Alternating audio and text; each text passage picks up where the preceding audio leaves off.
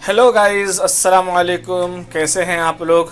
आज हम लोग पालक की खट्टी दाल बनाने जा रहे हैं, जिसके लिए हमने एक मुट्ठी पालक लिया है और 100 ग्राम तुअर और मसूर की दाल मिक्स करके लिया है। आप चाहें तो खाली तुअर की दाल ले सकते हैं।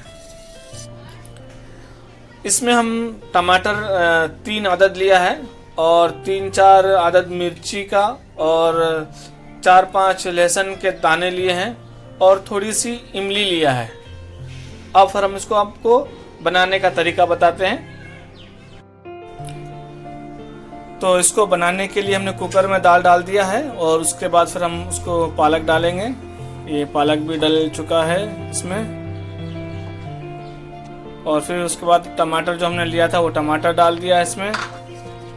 फिर हरी मिर्ची डाल दिया है, लहसुन के 2 दाने लिए 2 डाल दिया,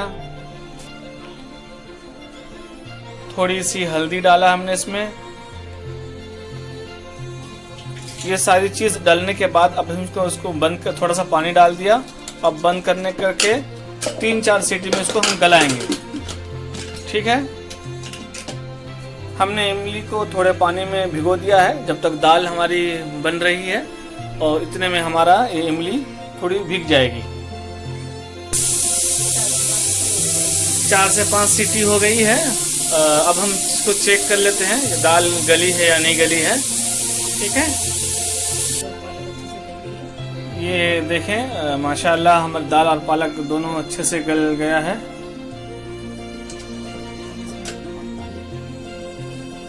अब हम इसमें नमक डाल रहे हैं थोड़ा सा, उसको हम मिला देंगे।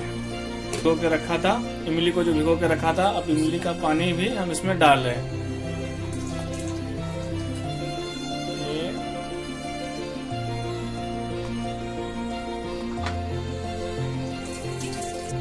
अब इन सबको हम अच्छे से मिक्स कर लेंगे। इमली का पानी भी मिक्स हो जाए और उसमें नमक भी अच्छे से मिक्स हो जाए।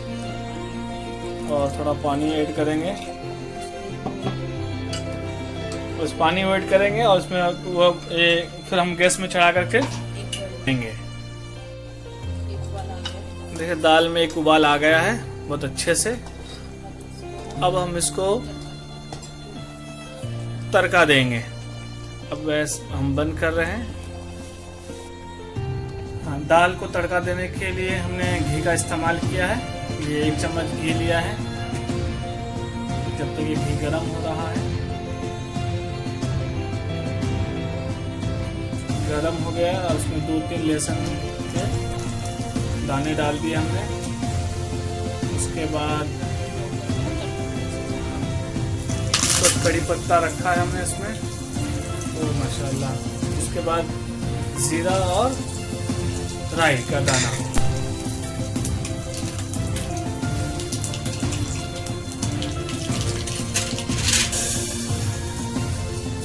दाल में हमने डाल दिया है। तो लास्ट में हम इसमें थोड़ा सा कोथिमीर ऐड करेंगे।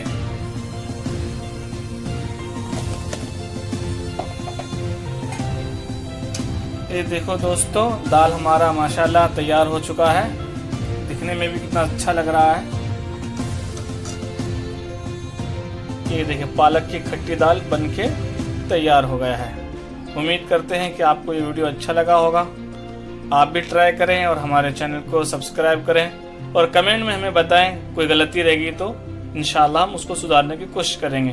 खुदा हाफिज़। अस्सलामु अलैकुम।